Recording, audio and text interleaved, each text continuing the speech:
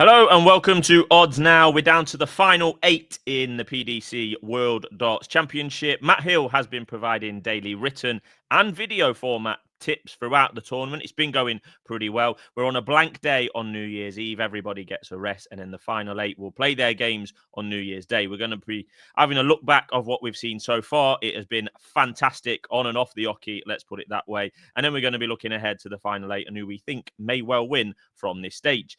Matt, how has the daily tipping been going for you? Not bad, but a little bit frustrating. Feel like we've hit the bar on quite a lot of selections. Just been, one max away or one set away or whatever. I think the first 5 correct score lines I put 5 3-0s up. Every single one of them finished 3-1 to the relevant opponent. So the figures could look different, but look, it's one tournament. It's hard finding an angle for every game, but I've enjoyed doing it. We're not like hemorrhaging a loss. I think we're maybe 2 or 3 points behind, having just gone through everything.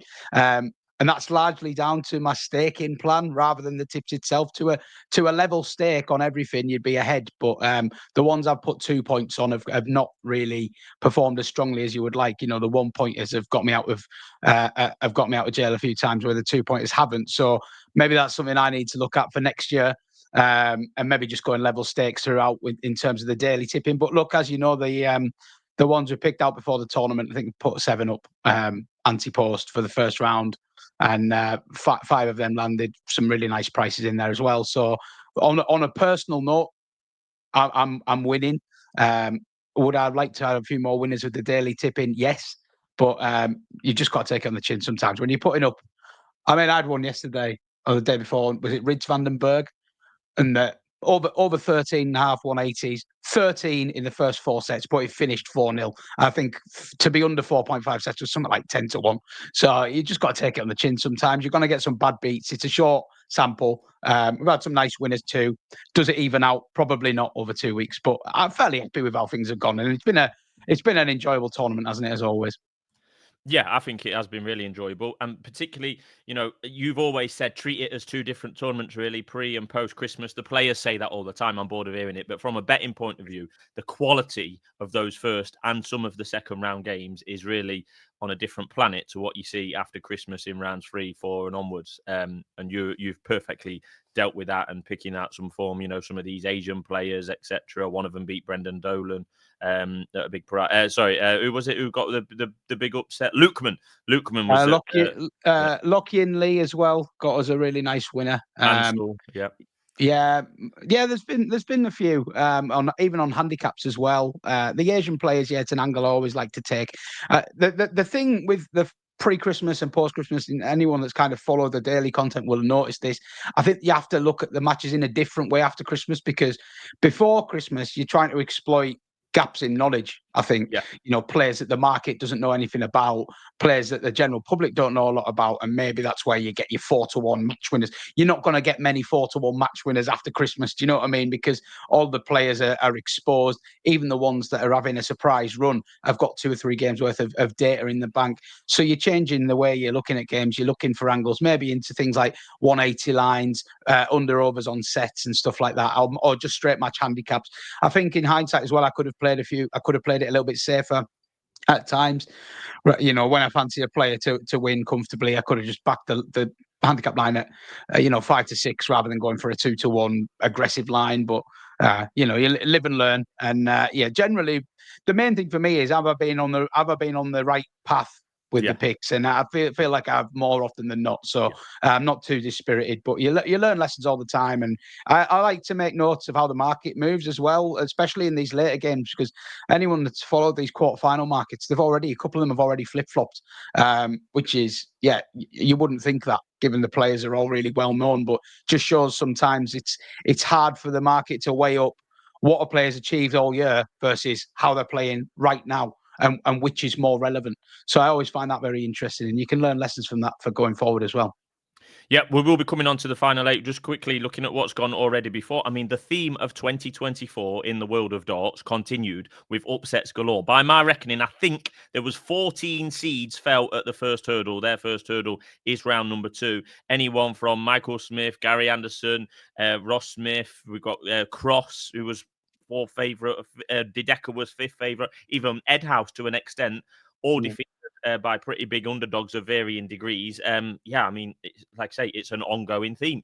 Some of those we already knew were out of form, Michael Smith, for example, but some of them were coming into it in what we thought was good form. Gary Anderson, for example, and he got blasted by Jeffrey de Graaf. Which one of those upsets, if you like, stood out to you? That's a good question. The Anderson one was surprising, but I'm never that surprised with anybody in the first of three sets getting turned over, to be honest. I think the manner of the defeat was more surprising, but the warning signs were there. We'd said it in the pre-tournament preview about his loss to Brendan Dolan, what a bizarre performance that was last year, and it was another one where he just didn't really get going at all. And I think you've got to give some credit to Jeffrey de Graaf as well, who's really, really good, and he's had a great tournament. He even pushed Van Gerwen well last night, I thought. But there's never. I'm never totally shocked when a player goes in the second round. But yeah, as you say, 14 seeds, that is the most ever. I think 13 was the previous record. So as you said, the record for most seeds gone.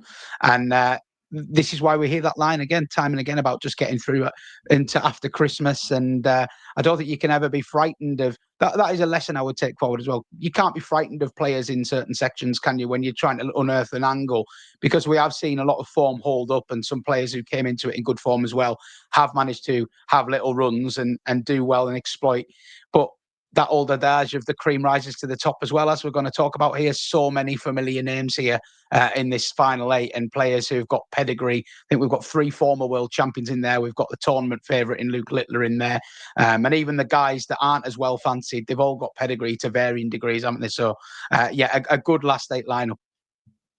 Yeah, absolutely. And we could be here all day talking about, games and upsets that we've had so far. I mean, a couple that stand out to me.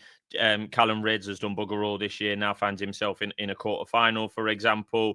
We're going to have to talk about the Joe Cullen and Wesley Nyman, and there's no better time really to do that than now. It's quite simple with Joe Cullen. I feel quite strongly about it, to be honest, and it annoys me in sport when this happens. Joe Cullen has been crap in 2024. He's been rubbish. He's been absolutely rubbish. He won one game by his own admission. Yeah, he's been rubbish. So as a result of that poor form, he thinks that his the spotlight on him is less. The odds for him to win are bigger because of the form he's been showing. So none of that is a surprise, but yet he act like it was a surprise for him. Now I'm all happy for Joe Cullen and others that maybe similarly so-called written off to use that as motivation to be better. That's fine by me, no problem. But don't be surprised that the spotlight isn't on you and the odds are against you. Don't be surprised that that's the case. There's good reason for both of those things. And then he comes to the press conference and walked off. Viral moment. I thought that was great.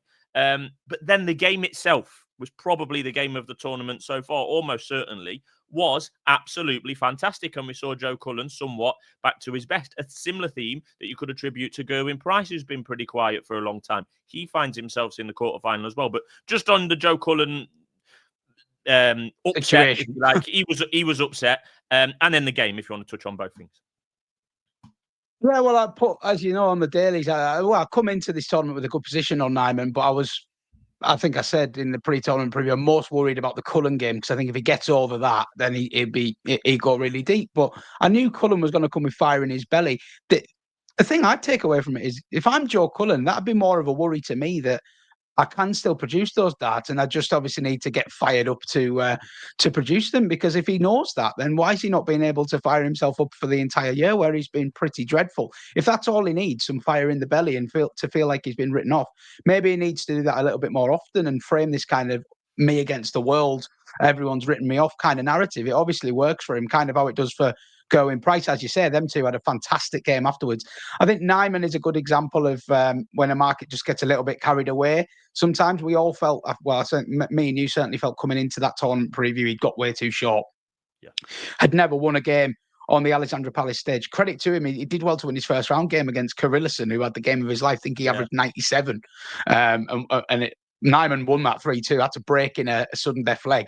So that was, he showed good stones there, but I just think he just ran into Cullen having the best game he's had all year, didn't he? And then Cullen on the end of another heartbreaking Ali Pali defeat to Gerwyn Price. And yeah, I think I read that he's the only player ever to lose 4 best of 7 set games in a decider, which is, Well, you I think feel like he's it's the going only to turn player. for him at some point, don't you? But maybe not. Yeah, he's had some heartbreak. I mean, he missed a match start to win the Premier League, but I think it's 3 or 4. But no player has had match darts and lost more games That's it. than That was Joe it. Cullen at the World Championship. So he's had match darts, and I think it's 3. It might be 4 games, but it's the most out of any player ever to have match darts and lose games. At Ali Pali. So, he's got obviously. They weren't even, some of them weren't badly thrown either, to be honest. And the 170 he Oh, took it's to amazing. get the deciding leg was Amazing. class. Amazing. Yeah. So, whatever you think of him, he's definitely due a good beat at Ali Pali, isn't he? Yeah. And when you and I, life revolves around work in sport, etc. Memories and moments are made by sports. I remember whole years by what happened in the sport, and then build other things around there. So, is that the year such and such won the Derby? Oh yeah, so and so got married that year as well. I kind of start with the sport, and then my memory builds from there, right? I had a moment with my brother who, over Christmas we spend time with people that we don't see all that often and have a good time. That Joe Cullen 170 moment, we was watching it together, just me and him at my mum's, and I said, he can't, surely. I mean, Price was sat there on a 1 or 2 darter to win the game. I think he was on. He's on a 170. I said to it, he can't. And then it went in, and we both were stood up in the living room. That's how memories are made. Right, moving on to the final 8 then. And as Pyman said, we've got 3 former world champions here. I think 5 of the 8 have made semi-finals before. The other 3 have made quarterfinals. Those 3, I think, being Bunting, Dobey, and Rydz have all made quarterfinals before. So as I say, every single year, course and distance form at Ali Pali, I think, is a key form line into the next year. We've got Luke Littler in there at 10 to 11. I'm sure that's where we're going to start. We'll go through the 4 games very shortly. Would you consider there to be any value in this market, Pyman? And before you answer that, I'm going to kind of answer it because we come from a similar strategy. I would think that, Luke Littler's 10 to 11, as low as 8 to 11 in places. Surely we've got to take him on. That's our attitude towards most markets. It's not a Luke Littler thing. I would do it on every horse race. Pyman would do it from everything from the golf to the snooker to the darts. But this narrative, might be a little bit that, Littler hasn't been at his brilliant best. Ian White had off a couple of chances. Joyce pushed him last night. But let's be honest, he's averaged 100, 97 and 103. Now, Joyce did push him, but that 103 average against Joyce is still the best winning average in round 4, but by a little bit of a margin as well. 102, I think, 103. Peter Wright got 100. So he's still proven he's playing the best of the 8 players that are left. He's favourite for a reason, obviously. Came into the tournament as a favourite. He's now odds on across the board. The difference this year, as we all know, the pressure, the spotlight, the concentration. I think, personally, that Luke Littler has overcompensated slightly for the pressure and the hype that's on him. Maybe that's a coping mechanism. I think we've seen it in games, interacting with the crowd. He has done that before, but this is the biggest stage. This isn't the World Series. This is the biggest stage of all. I'd agree with that. He was singing along to a song. Who was his opponent before? Joyce. And he was pulling faces, So I think he is using that to overcompensate. Might be fair enough. It might be absolutely perfect. He might have even been told to do that. They all have sports psychologists now, etc. So in a long-winded way, the question is, usually we would be here thinking, right, the basis, let's take on the favourite. I'm not sure that anyone's going to stop him, really. And he might well have to play Michael van Gerwen in the final, which would pretty much be dream come true type stuff. You will remember me saying, looking you in the eye and saying, I'm taking Luke Littler on, and then saying, if he's still there in the quarterfinals, I'm going to be terrified. And that's exactly where I am heading into New Year's Day. I'm terrified. All of my year's work of building positions on people is threatened by Luke Littler.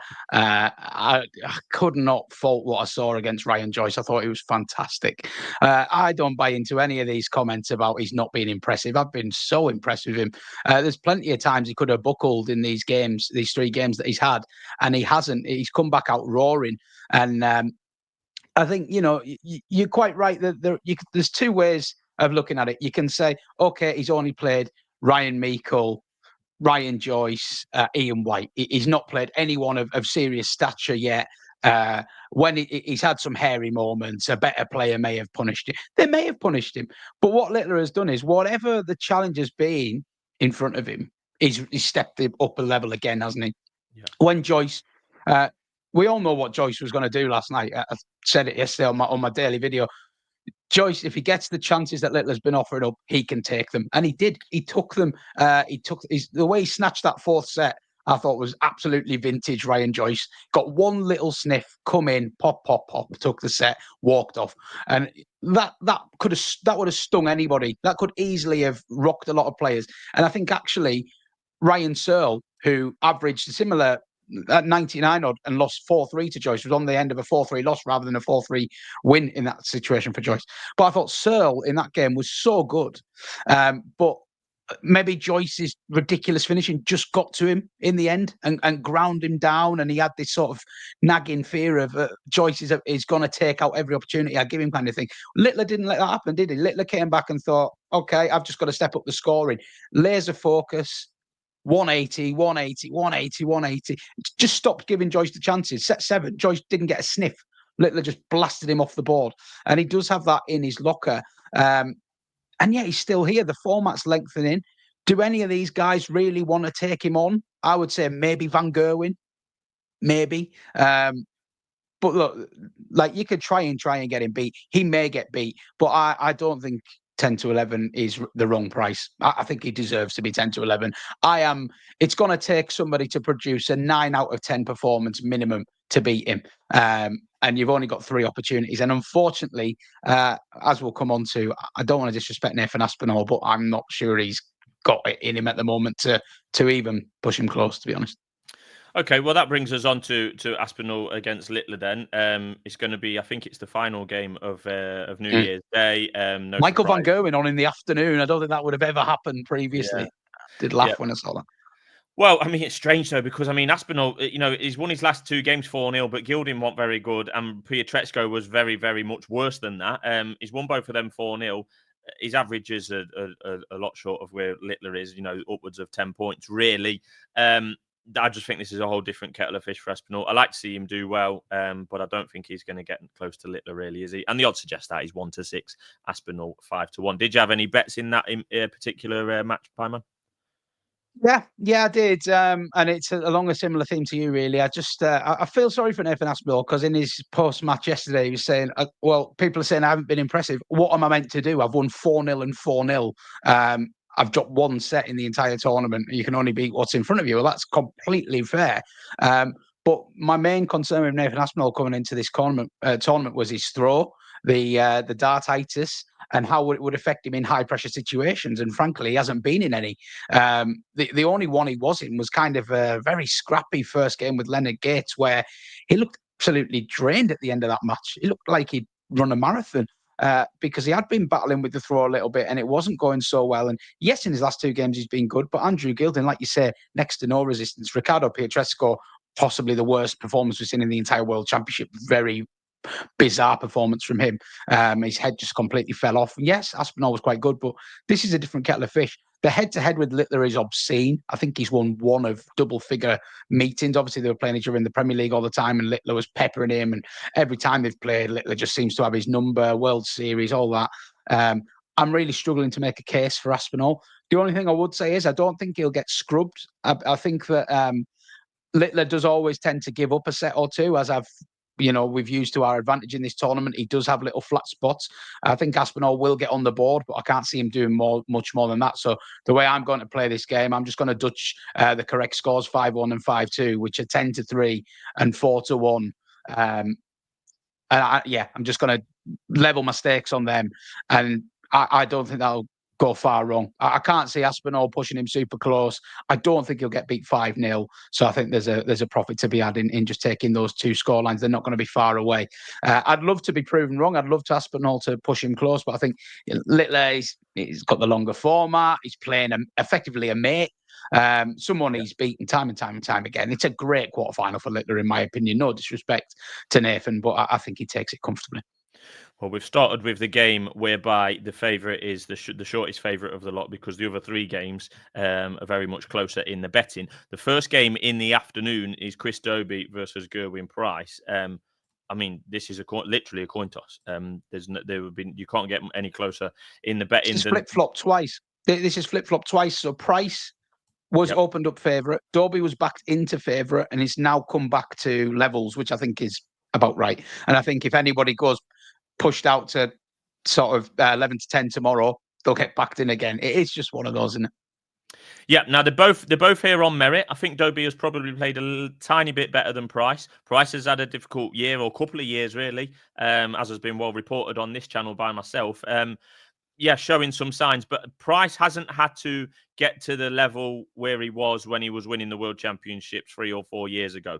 That is for sure. Winning averages of 92 and 92 again, etc.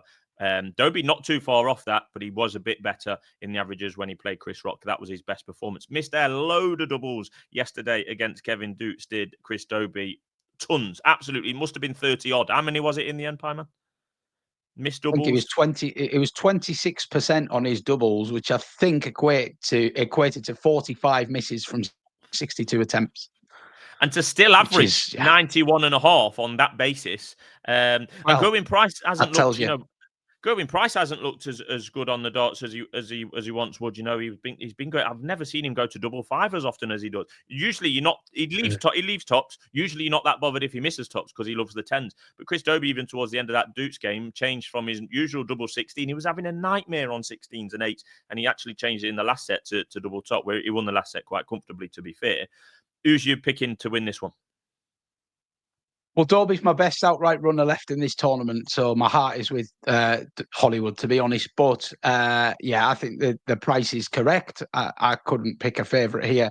I think these two are very similar sort of makeups in their game at the minute, where you don't worry about the scoring phase. They've got the scoring phase to kind of stick with anybody, but it's the outer ring that worries you with both of them. And I think they're slightly different in that Price is just sort of petering away at about 36% on his doubles all tournament. For guidance, we'd expect the top performers in the PDC to be around 40% or a little bit higher. So he's not horrendous, but he's just struggling a little bit more than you would expect for an elite performer. Whereas Dobey, in his first game, he was up at 50%. Rocky was down at 30 something, and then yesterday, obviously, a horror show. So you could point to that and say he's declining as the tournament increases. I think that sample size is a bit small to say that personally. What I would say is, as well, against Josh Rock, there were some bad legs, but there was also some fantastic clutch finishing as well, which Dobey does have in the locker as well. I think he has horror legs, but he also has some really good finishes under pressure as well, which is why I don't like these accusations that he's a bit of a choker or he hasn't got the bottler. Don't agree with that. You don't win the Masters. You don't, average 110 times in the Premier League if you're a choker. You don't. What he does have sometimes is, I think he'd put his hands up and say the doubles are the weakest part of his game. If they're firing, he's almost impossible to beat. If they're normal, he's a top 10 player. And yesterday he was lucky to get through. Let's be honest, Dukes also struggled on the outer ring, probably let him off a couple of times. He fell to pieces in the last set as well, Dukes. He did. He did. A great run for him, but he's still got a lot to learn, hasn't he, Dukes, in the higher stage. That game with Michael Smith was the performance of his career. So fair play to him there. No, I do think that this is going to come down to the doubling. I wouldn't like to call a winner, but I think over 7.5 sets, i.e. both to get at least 3, I see this going really deep, really. I don't see either player rolling over. I think the market gives you a good indication of this as well. Look at their records as well at this stage of the competition. 2021 and 2022, Price had 5-4 quarterfinals. One went for him when he won it. One went against him. Dobey had a 5-4 with Cross last year, as you'll remember. I don't want to bring that up. I have. So, look, they're both used to these going very deep. I don't think either of them would panic. I'm playing this game out in my head and I'm thinking, if one of them goes 2-0 down, are they going to panic? I don't see it. I wouldn't be surprised if this is 2-2 after 4 sets and just set up beautifully for a slobber knocker with plenty of missed doubles and stuff like that. So I think the 70-20 on offer for that with Ladbrokes is really, really rock solid way of playing this game. I'm hoping that Dobey is going to prevail. I do think that I was really surprised to see him switch to tops. I know everybody was probably screaming at the screen saying, switch your double, but he doesn't ever switch. And I think he said yesterday, it got to the last set and I realised if I don't switch, I'm going to get knocked out. And that's good game management, isn't it, really? Because you're so wedded to your double. And I don't think that's the one difference I would highlight. I don't think Gerwyn Price would switch away from tops, even if it was having an absolute nightmare. I think Dobey had the savviness to switch away, and double 10 got him over the line in the end. Interesting to see if he can sort that double 16 out. He said he was going to be on the practice board all day today, New Year's Eve, on the double 16. If that starts going in for him in the first set, it'd be a good sign for Dobey backers. But yeah, looking forward to this one. Overs on the sets for me. Yeah, I think that's a fair bet, to be honest. The second game of the afternoon, Michael van Gerwen versus Callan Rydz. Now, Rydz is the only unseeded player still left in the tournament. He entered in round one, similar to what we've said earlier about other players. Done absolutely naff all year, been pretty rubbish, hasn't qualified for a few of the most of the big TV tournaments, comes here and has been in great form, beat Schindler in the second round and has gone on from there, really. He's another, like Aspinall, who didn't really come up against much resistance early doors, through playing excellently himself, particularly in that Dimitri Vandenberg game, but he won second round 3-0, third round 4-0, etc. He did have a battle on his hands yesterday, and he still averaged a pretty impressive 97 against Robert Owen, who has been a revelation, really, in this tournament. But if this game was taking place 3 weeks ago, Callan Rydz wouldn't have been under 2-1 to beat Michael van Gerwen. That is for sure, and he is now. He's a shade under 2-1, and that makes van Gerwen, of course, a shade shorter than 1-2 to win the game. He is on the drift, Rydz, a little bit. I think more money will continue to come for van Gerwen nearer the off. With understandable reason. I think van Gerwen, starting with him, has been absolutely imperious in this tournament so far, just growing into it. Some would say an unremarkable start against Brendan Dolan, but I actually thought it was like sneaky good in that game. Dolan pushed him quite hard, and I thought van Gerwen was good, and he followed that up yesterday against Jeffrey de Graaf, who pinned him back to 2-2, but not really through any fault of van Gerwen's. His level was still good. De Graaf had a good couple of sets, and van Gerwen in set 5, I would say that's the closest I've seen to him its peak in a while. Really, just everything looked good. The scoring looked good. The doubling looked good. The mindset looked good. The celebrations were there. I think he's starting to feel it, and you could kind of tell the way he was talking after the game yesterday. That swagger was back a little bit for me, and the belief that he can actually go and win it. And I think Mark Webster said yesterday as well that the end of that De Graaf game was the first time where he thought he could win this tournament. Van Gerwen can win this tournament. And yeah, I feel the same, to be honest. Rydz really intrigued to see how he goes, because he's been a breath of fresh air of sorts in this tournament, hasn't he? We all know what he can do, but it's been a long time since he did it at this stage 3 years ago, where he had an epic battle with Peter Wright, lost in a final set. Wright going on to win the World Championship, of course.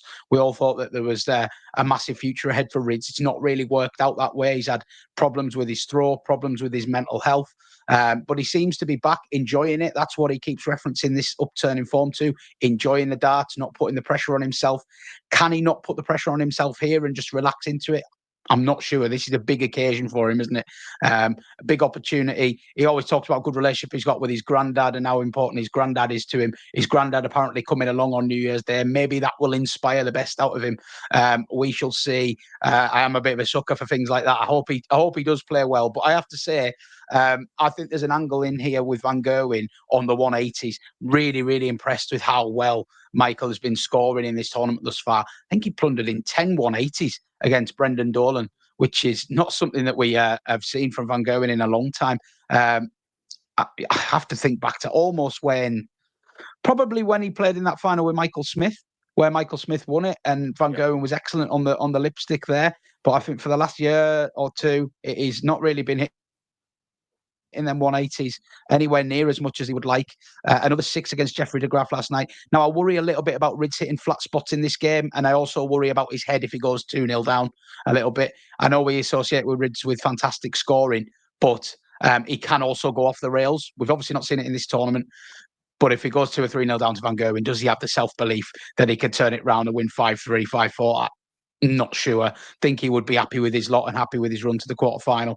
Therefore, Rydz quite a strong favourite in the 180s market. I'm going to back van Gerwen to hit the most 180s at 13-8. I think that's a very fair price the way he's been scoring as well as anybody. And therefore, also a point on van Gerwen to win the match and hit the most 180s, which is north of 2-1 with BoyleSports, and obviously if one cops, I think the other one will as well. So that's the thinking there. But the main bet would be just straight up on the 180s market for MVG, and my gut says probably 5-1, 5-2 MVG. Yeah, I quite like that angle. I get what you say about Rydz. If he goes 2-0 down, will he battle? But I just hope that. I think this game will be played at a good pace, whereas you couldn't have said the same. I thought he was going to struggle against Dimitri with the way he plays and the way he messes around, frankly. And Rydz had the mentality just to ignore that and crack on. Fantastic. I thought that was really good, a really good test of Rydz, and he came through that. I just think that his level is not too far off Van Gerwen in this tournament overall at all. No. So I think that if he's got could that, argue on the raw numbers, and Peter Wright said he's the man to beat, didn't he? And obviously that's a bit tongue in cheek, but like the numbers are that good. Yeah, and if he's got that belief and he's relaxed enough to treat it as a bit of a freebie, if you like, no pressure, just been on a good run, etc. As you've alluded to, hopefully I think he can stick with Van Gerwen. I'd be interested in getting, looking at the total sets type bet really. You can get, it's similar to the one that you said earlier, the over 7.5 with Dobey and Price is 11-10. So and that gets anything from 5-3 onwards on your side type thing. Maybe I'll be looking to play that way. But I do like this game. This game is the game, I think, out of the four where the first set is most important. From a neutral perspective, you want Rydz to win it. Yeah. You don't want Rydz going behind because it could end up a 5-0, 5-1. If Rydz goes ahead, it could be a cracker. Really could. Yeah. Yeah, and catch me if you can type thing. Yeah, definitely agree with that. Right, we've already covered Littler in the evening, so that just leaves us with the other evening game, which is Peter Wright against Stephen Bunting. And at this stage, I think we should be talking about what Peter Wright did to the reigning world champion, Luke Humphries, a couple of nights ago. Yeah, and just before we do that, I'll just get straight to the point here. One bet in this game for me, Peter Wright to win 6-4. Too big, I think. Peter Wright, what he did against Luke Humphries. There was a warning shot there, wasn't there, against Watamina? The way he beat Watamina, it was the best I'd seen from Wright pretty much all year, other than that freak Euro Tour win he had in late August, early September.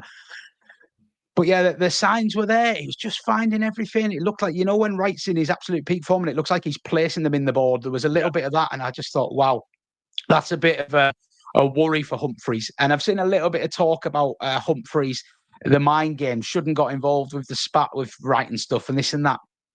Maybe so. I don't think that was what caused the downfall, to be honest. I think Humphries, he's probably been playing for the last 2 months at about 75% of his level most of the time.